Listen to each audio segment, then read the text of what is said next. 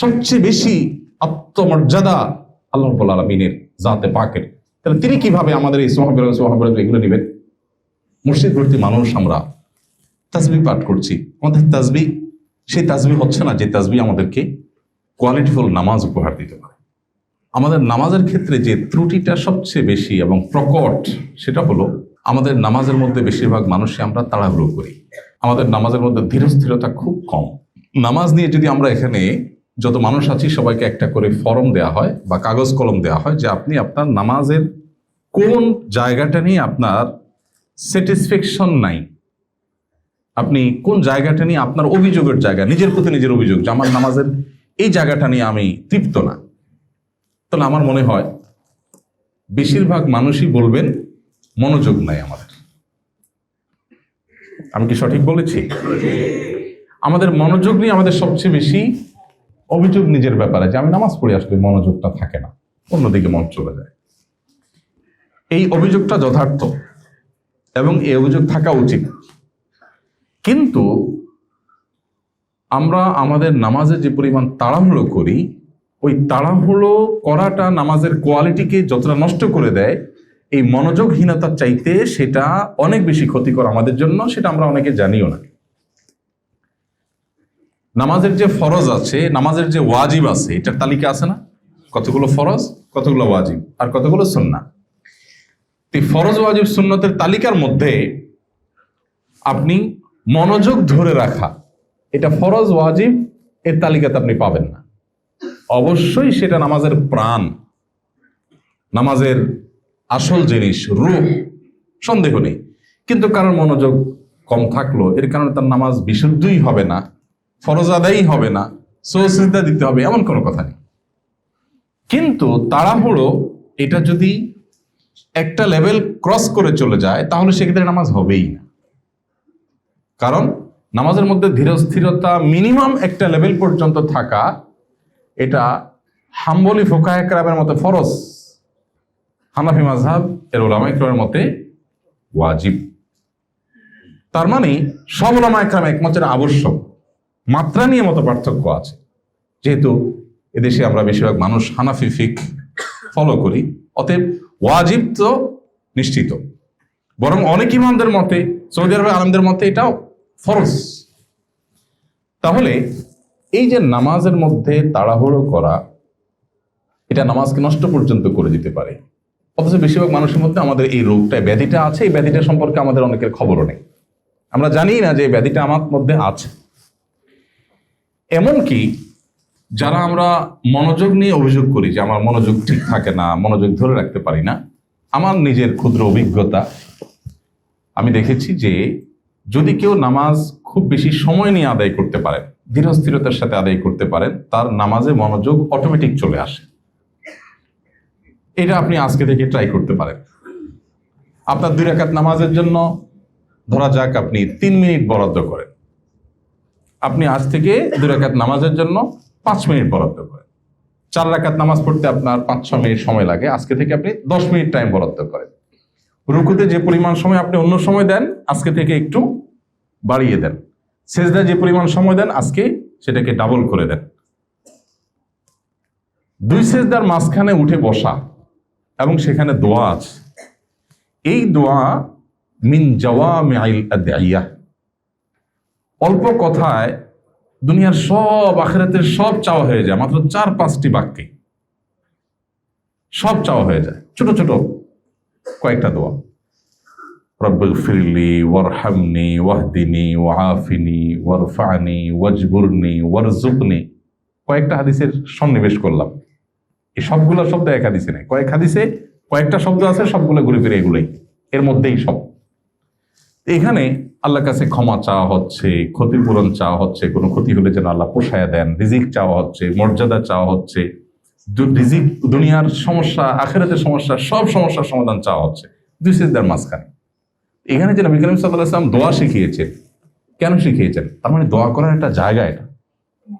আমরা বেশিরভাগ মানুষ দেখবেন সিজদা থেকে উঠে বসেই আবার সিজদা দৌড় দিচ্ছে, এটা দোয়ার একটা জায়গা। এখন আপনি দোয়া পড়ছেন, ঠিক আছে, কিন্তু আমি যদি একটু দেখাই দোয়া পড়ার স্টাইলটা। ধরেন সিজদা থেকে আপনি উঠলেন, উঠতে উঠতে আপনি শুরু করলেন রব্বিগফিরলি ওয়ারহামনি ওয়াহদিনি ওয়াআফিনি, আবার আল্লাহু আকবার বললেন। একে দ্রুততার সাথে বললেন, আরেকটা হলো উঠতে উঠতে বললেন, যেতে যেতে বললেন। এবার আসেন, এটাকে আমরা জাগতিক একটা চাওয়ার সাথে মিলাই। আপনি আপনার এলাকার এমপি সাহেবের কাছে গেছেন একটা গুরুত্বপূর্ণ চাওয়া নিয়ে, আপনার এলাকাবাসীর দরকারি একটা জিনিস আছে বা কয়েকটা জিনিস আছে। এমপি সাহেবের কাছে যাওয়ার সময় উনি বসে অপেক্ষা করছেন, মিটিং এর টাইম সেট হয়েছে, আপনারা নেতারা গেলেন। ঢুকতে ঢুকতে বললেন, এমপি সাহেব আমাদের আসলে সুয়েজ লাইনের সমস্যা আছে, এই সমস্যা আছে, আমাদের অনেকগুলো সমস্যা আছে। ঢুকতে ঢুকতে বললেন, তারা অবশ্যই ঢুকতে ঢুকতে বললেন, কারণ আপনার হাতে সময় কম। ঢুকতে ঢুকতে বললেন, বলে ওখানে যায় কিছু কথা বলে, বাকি কথা এখনো বাকি আছে, আপনি বেরোতে বলে, তাহলে এমপি সাহেব আমাদের আরো কিছু সমস্যা আছে, আপনি এটা বলতে বলতে বাইরে হলেন, কারণ আপনি অনেক ব্যস্ত। কি বলেন, এমপি সাহেবের ইমপ্রেশনটা কেমন হবে? পাগল নাকি? মানুষ এসে দরখাস্ত নিয়া, হাদিয়া তোফা নিয়া বসে থেকে তার জিনিস নিতে পারে না। ঢুকতে ঢুকতে আলাপ শুরু করছে, যাইতে যাইতে আলাপ করতেছে, কোনো কেয়ার নাই, গুরুত্ব নাই। ফাউল। আমি কি সঠিক বলেছি? তাহলে কিভাবে আমরা আশা করি যে আল্লাহ রাব্বুল আলামিনের কাছে আমরা যাইতে যাইতে পথে পথে দোয়া করব, কোনো ইহতিমাম নাই, কোনো স্থিরতা নাই, কোনো মনোযোগ নাই, কোনো আকুতি নাই, হৃদয় নিংড়ানো দোয়া নাই, কলিজা ছেঁড়া চাওয়া নাই? কিভাবে আমরা আশা করি যে আল্লাহ রাব্বুল আলামিন আমার এটা পূরণ করে দিবেন? দুনিয়ার একজন এমপির যদি এতটুকু আত্মসম্মান থাকে, তো ইন্নাল্লাহা গায়ুর, নবী সাল্লাল্লাহু আলাইহি ওয়াসাল্লাম বলেছেন, আল্লাহ রাব্বুল আলামিনের আত্মসম্মান সবচেয়ে বেশি, আত্মমর্যাদা সবচেয়ে বেশি আল্লাহ তাআলা। এই জন্য আল্লাহর সঙ্গে কেউ যদি কাউকে শিরক করে, আল্লাহকেও খুশি করতে চায়, আবার বান্দাকেও খুশি করতে চায়, তখন আল্লাহ বলেন, বান্দা তুমি যেহেতু আরেকজনকে খুশি করার চিন্তা করছো আমার পাশাপাশি, তা আমি আসলে কোনো শিরক পছন্দ করি না, আমি আত্মসম্মান বুঝি, সো তুমি তাকেই খুশি করো, সে খুশি হোক, আমি তোমার উপর খুশি হব। তাহলে আমাদের নামাজকে যদি আমরা পোস্টমর্টেম করা শুরু করে দেই, দেখা যাবে ওয়াল্লাহি বেশিরভাগ মানুষ আমাদের নামাজ টিকছে না। এই নামাজ আখিরাতে আল্লাহর কাছে আমাদেরকে মুক্তি এনে দেওয়া তো অনেক পরের কথা, নামাজের যে জাগতিক উপকারিতা থাকার কথা, যেমন ইন্নাস সালাতা তানহা আনিল ফাহশাই ওয়াল মুনকার, নামাজ মানুষকে অশ্লীলতা থেকে, অন্যায় কাজ থেকে বিরত রাখে, এই কাজটা হবে না। এবং আনফরচুনেটলি সেটাই আমরা দেখতে পাচ্ছি, যে নামাজ পড়ছি, আবার সমস্ত অপকর্মের দুয়ারও খোলা আছে। আমার নামাজ আমাকে পরিবর্তন করছে না, নামাজ তো হক আদায় করে হচ্ছে না, নামাজ তো পড়ার মতো পড়ছি না। এই জন্য ভাইয়েরা, আমাদের প্রথম কাজ হবে, আমরা সবাই, আমার সময় তো ওলামা একরাম ইমাম সাহেবদেরকে বলবো, মুয়াজ্জিন সাহেবদেরকে বলবো, আমরা সবাই আমাদের নামাজকে সুন্দর করা, এটা হবে আমাদের প্রথম প্রায়োরিটি এবং প্রথম চ্যালেঞ্জের কাজ। আমরা কিন্তু আদর্শ মসজিদের কথা বলছি, আদর্শ মুসল্লির কথা বলছি, আমরা কিন্তু আমাদের ঈমান আমল এখান থেকে হেফাজত করে নিয়ে যাওয়ার কথা বলছি, এই দুর্গগুলোকে শক্তিশালী দুর্গ হিসাবে গড়ে তোলার কথা বলছি। এর জন্য আমাদের প্রথম পদক্ষেপ হবে কি? আমাদের নামাজকে সবচেয়ে সুন্দর করা। এবং নামাজ সুন্দরের অংশ হিসাবে একটা মাত্র কর্মসূচির কথা বলেছি, সেটা হলো আপনি নামাজটা অধিক সময় নিয়ে করবেন, খুব ধীরস্থিরতার সাথে করবেন। হুযায়ফা ইবনুল ইয়ামান রাদিয়াল্লাহু তাআলা আনহু, তিনি এক ব্যক্তিকে দেখলেন খুব হুলস্থুল করে নামাজ পড়ছেন, খুব হুলস্থুল। তখন নামাজ শেষ হওয়ার পর লোকটাকে ডাকলেন, ডেকে বললেন, তুমি এভাবে কতদিন নামাজ পড়ছো? কতদিন তুমি নামাজ পড়ছো? তখন সে লোক বললেন, 50 সানা, 50 বছর ধরে। হয়তো ইসলাম গ্রহণ করার আগে থেকেও তো মক্কার মানুষ, মুশরিকরাও তো নামাজ পড়তো, তাদের নামাজের ধরন ধাঁচ ভিন্ন ছিল, হয়তো মক্কা ও তাসদিয়া ছিল কোরআনের ভাষায়। যাই হোক, তো দীর্ঘদিন পর্যন্ত তিনি নামাজ পড়ছেন।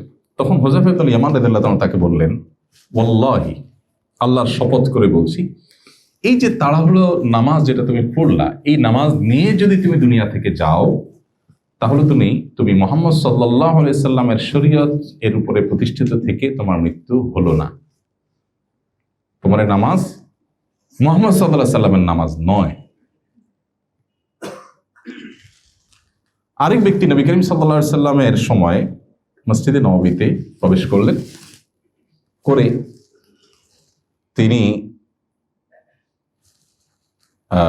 দুই রাকাত নামাজ পড়লেন, হয়তো মসজিদে ঢোকার নামাজ ছিল, তাহিয়াতুল মসজিদ, অথবা ফরজ নামাজ হয়তো পরে আসছেন, আদায় করছেন, নামাজ পড়ছেন। নামাজ পড়ে নবী করিম সাল্লাল্লাহু আলাইহি সাল্লামকে এসে সালাম দিলেন।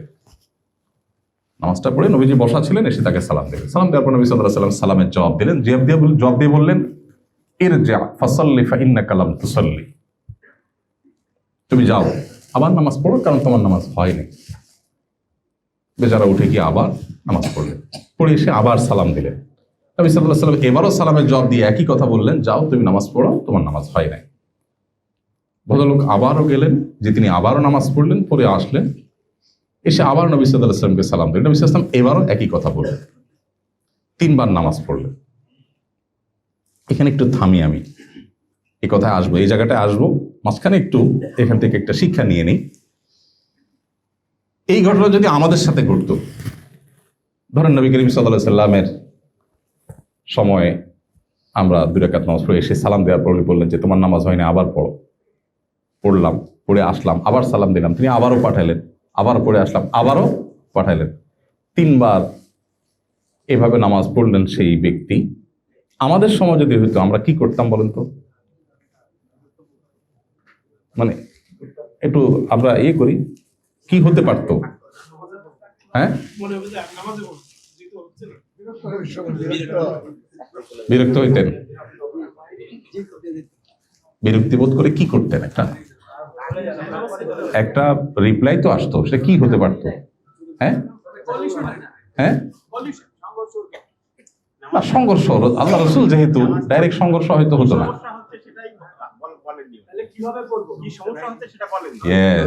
কিভাবে পড়বো, এই যে সঠিক। আমরা হলে বলতাম আপনি আমাকে বলে দিলেই তো হয়, এবার এতবার নামাজ পড়াচ্ছেন, কি সমস্যা? সমস্যাটা কি? আপনি আপনার হুজুরকে দিয়ে চিন্তা করেন, আপনার ইমাম সাহেব যদি আপনাকে এই কাজটা করেন, আপনি কি করবেন? বলবেন হুজুর আপনি আমার সোজা বলে দিলে তো পারতেন, এত আর বলার দরকার কি? আপনি বলছেন না কেন? নবী করিম সাল্লাল্লাহু আলাইহি সাল্লামের শিক্ষাদান পদ্ধতি নিয়ে বহু গবেষণা হয়েছে পৃথিবীতে, বহু পিএইচডি হয়েছে। আপনারা একটা হাদিস শুনবেন, সম্ভবত আবু যর গফার রাদিয়াল্লাহু তাআলার সাথে নবী সাল্লাল্লাহু আলাইহি ওয়াসাল্লাম বের হয়েছেন। শীতকালে গাছের পাতাগুলো সব গোড়া বোটা একবারে নরম হয়ে থাকে, একটু নাড়া দিলে ঝরে পড়ে। তো নবী সাল্লাল্লাহু আলাইহি ওয়াসাল্লাম তাকে নিয়ে ফজরের পরে বের হলেন। এরকম একটা গাছ, এর পাতা সবগুলো পেকে আছে, ঝরে পড়বে। আমাদের দেশে তো শীতের সময় খুব বেশি ঝরে পড়ে না, ইউরোপে, পৃথিবীর অন্যান্য দেশে, যে ঠান্ডা প্রধান দেশগুলোতে, জাপানে, কোরিয়াতে, অন্যান্য দেশে যারা গেছেন তারা জানেন যে শীতের সময় গাছের শুধু ইয়েটা থাকে, কঙ্কালটা থাকে, ডালগুলো থাকে, পাতা সব পড়ে সাফ হয়ে যায়, আবার নতুন পাতা গজায়। তো নবী সাল্লাল্লাহু আলাইহি ওয়াসাল্লাম এরকম প্রচন্ড ঠান্ডা, পাতাগুলো সব ঝরে পড়ার জন্য প্রস্তুত হয়ে রয়েছে, 2-4টা পড়ছে, উনি গাছটা ধরে জোরে ঝাঁকুনি দিলেন, সব পাতাগুলো পড়ে গেল, সামান্য কিছু হয়তো ছিল। এবার আবু যর গফার রাদিয়াল্লাহু তাআলাকে বলছেন যে আবু যর, আপনি জানতে চাইলেন না আমি কেন এই কাজটা করলাম? আপনি আমাকে জিজ্ঞেস করলেন না? এবার আবু যর গফার রাদিয়াল্লাহু তাআলা বলছেন, ইয়া রাসূলুল্লাহ কেন করেছেন?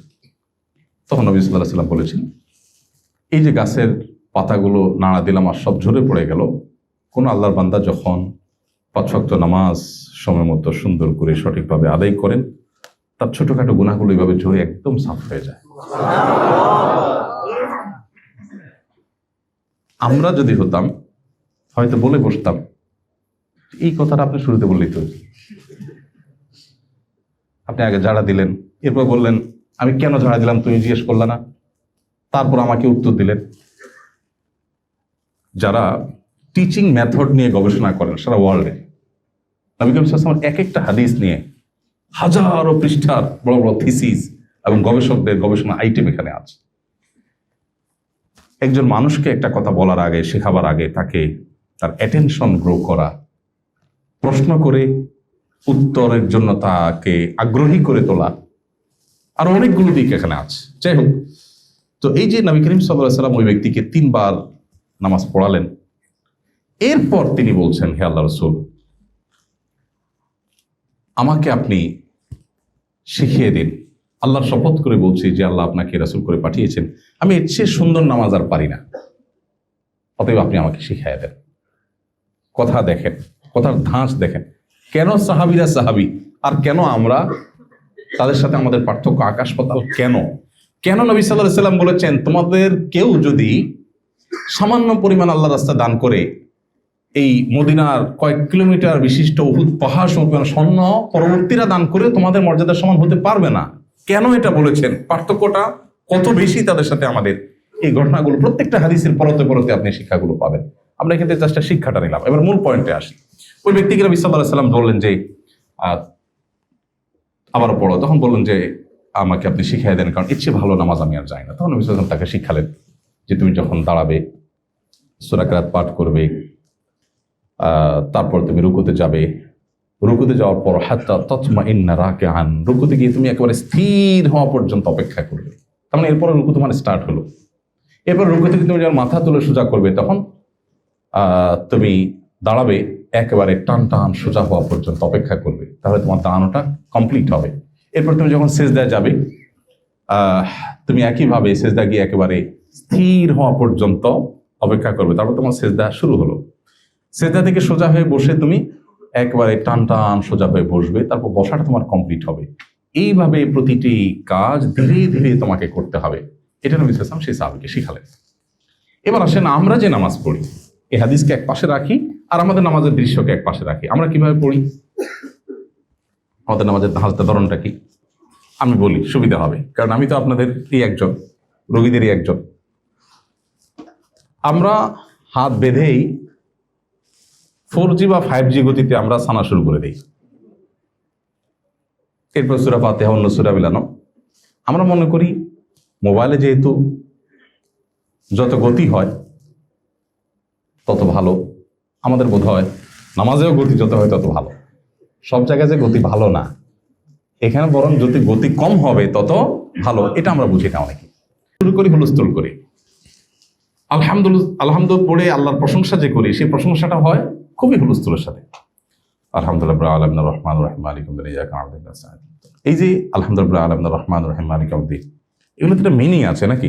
আলহামদুলিল্লাহি রাব্বিল আলামিন, যিনি সকল জগৎসমূহের পালনকর্তা, সে আল্লাহর জন্য সকল প্রশংসা, প্রশংসা করছেন। আর রহমানির রহিম, যিনি পরম দয়ালু, সীমাহীন অনুগ্রহকারী। মালিক ইয়াউমিদ্দিন, যিনি কিয়ামতের দিবসের মালিক, অধিপতি, অধিকারী। সেদিনের আধিপত্য তাহার এককভাবে তিনি কন্ট্রোল করবেন। এভাবে প্রত্যেকটা আয়াতের অর্থ আছে।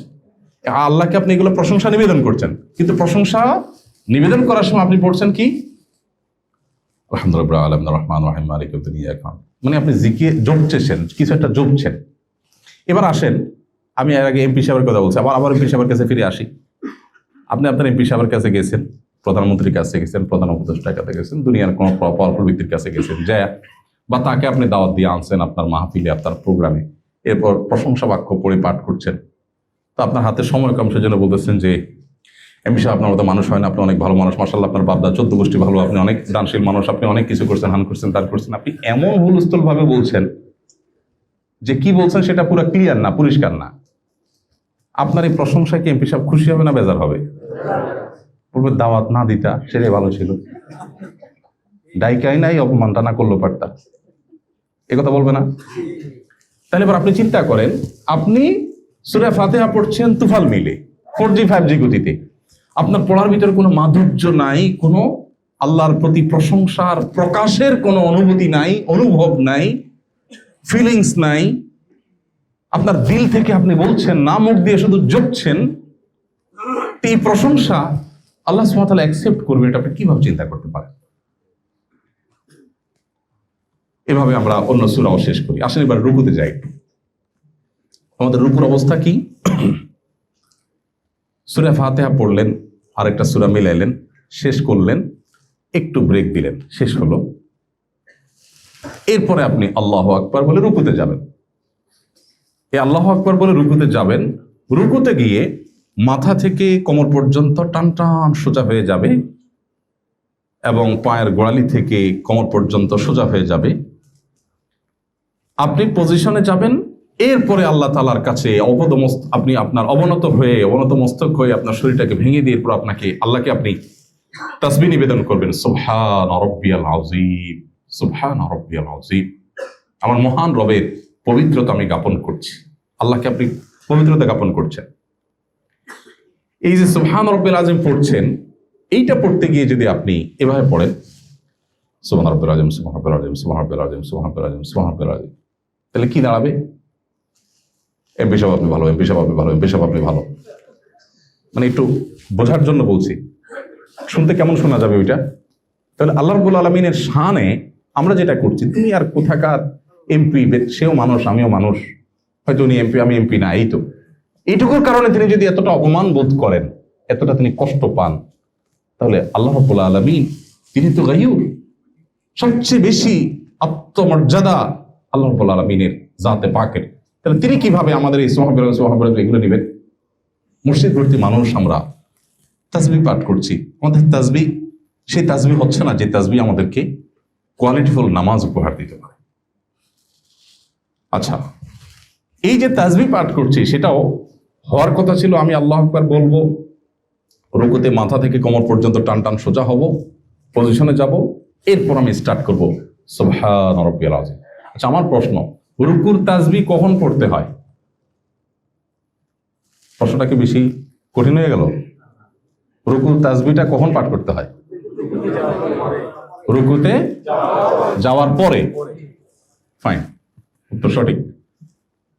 আমরা বেশিরভাগ মানুষ সাধারণত যে প্র্যাকটিস দেখা যায় সেটা হলো আল্লাহু আকবার বলে, মানে শরীরটা বাঁকা করতে একটা সময় লাগে, পজিশনে যেতে সময় লাগে, আল্লাহু আকবার বলে ফেলতে মুহূর্তের মধ্যে একদম বিদ্যুৎ চমকের মতো আল্লাহু আকবার বলেই সুবহানা বলা শুরু হয়ে যায়। মানে পথে থেকেই সুবহানা রাব্বিয়াল আযীমে সুবহানা শুরু হয়ে যায়। রাব্বিয়াল আযীম হয়তো পজিশনে যাওয়ার পরে হয়। তাহলে প্রথম তাসবিহর অর্ধেক পথে আর অর্ধেক পজিশনে। দ্বিতীয় তাসবিহটা হয়তো পজিশনে হয় হুলস্থুল বিদ্যুৎ গতিতে। আর 3 নম্বর তাসবিহটা আবার সুবহানা বলে শুরু করে মাথা সোজা করতে করতে, তাহলে যাওয়ার পথে এক তাসবিহ, আসার পথে এক তাসবিহ, মাঝখানে এক তাসবিহ। তাহলে তাসবিহটা কি রুকুতে হলো না পথে হলো? আমি কি বুঝাতে পারছি? আপনি দরখাস্ত জমা দেওয়ার কথা এমপি সাহেবের অফিসে, আপনি পথে দেখে বলতেছেন ভাই এই যে দরখাস্তটা, কেমন হবে জিনিসটা? পথে যদি দরখাস্ত জমা দেন, সে দরখাস্ত কি অ্যাকসেপ্ট হওয়ার কথা? আপনার তাসবিহ পড়ার কথা রুকুতে গিয়ে, আপনি তাসবিহ প্রথমটা পড়ছেন পথে, শেষেরটাও পড়ছেন পথে, মাঝখানেরটা জায়গা মতো পড়তেছেন, সেটাও তুফান মেইলে। এ হলো রুকু। রুকু থেকে ওঠার পর নবী করিম সাল্লাল্লাহু আলাইহি ওয়াসাল্লাম ওই সাহাবীকে শিখিয়েছিলেন, সম্ভবত হাদিসের ভাষ্য হলো হাত্তা তাস্তাউইয়া কায়েমান, টান টান সোজা হওয়া পর্যন্ত তোমাকে অপেক্ষা করতে হবে। এখন আপনি সামি আল্লাহু লিমান হামিদা বলে মাথাটা সোজা করতে দেরি, আবার নামাতে দেরি নেই, পুরো সোজা হতে দিচ্ছেন না। হওয়ার কথা ছিল আপনি সোজা হবেন, সামি আল্লাহু লিমান হামিদা, সোজা হয়ে গেছেন। এবার স্টার্ট হবে রব্বানা ওয়া লাকাল হামদ, রব্বানা লাকাল হামদ। হাদিসে কয়েক ভাবে আছে, কিন্তু সেটা হবে রুকু থেকে সোজা হয়ে টান টান দাঁড়িয়েছেন। এবার আপনি দাঁড়িয়ে আল্লাহকে প্রশংসা করছেন। নামাজের মূল থিমটা কি? আমি দাঁড়িয়ে প্রশংসা করেছি আল্লাহকে, এরপরে আবেগে আপ্লুত হয়ে শরীরটা ভেঙে দিয়ে আল্লাহর সামনে নুয়ে পড়ে বিনয়ে অবনত হয়ে তারপর আল্লাহর পবিত্রতা জ্ঞাপন করছি। সেভাবে কিছুক্ষণ প্রতি পবিত্রতা জ্ঞাপন করার পর আবারও আমি দাঁড়িয়ে গেলাম, দাঁড়িয়ে টান টান সোজা হয়ে এবার আল্লাহকে আবার প্রশংসা জ্ঞাপন করব, সেই প্রশংসা জ্ঞাপন করব দাঁড়িয়ে। অতএব দাঁড়িয়ে টান টান সোজা হলাম, এরপরে স্টার্ট হবে রব্বানা ওয়া লাকাল হামদ হামদান কাসীরান তাইয়িবান মুবারাকান ফীহ। প্রত্যেকটা শব্দের মিনিং আছে, সেটা বুঝে বুঝে আমি আল্লাহকে নিবেদন করব। হয়ে গেছে দাঁড়ানোর পরের তাসবিহ পড়া, এরপর আমি আল্লাহু আকবার বলে সিজদায় যাব। সিজদাও কিন্তু ওই একই কাহিনী হয়, সুবহান রাব্বিয়াল আলা, পথে যাইতে আসতে মাঝখানটা তুফান মিলে 4G গতিতে শেষ সিজদা। সিজদা থেকে উঠেও ওইরকম সোজা হয়ে টান টান হয়ে বসা বসে নাই, উঠতে দেরি যেতে দেরি নাই। নবী করিম সাল্লাল্লাহু আলাইহি ওয়াসাল্লাম এটাকে বলেছেন কানাকরিদ দিক। মোরগ যেভাবে ঠোকর দেয়, আমাদের নামাজগুলো সেরকম ঠোকর হয়।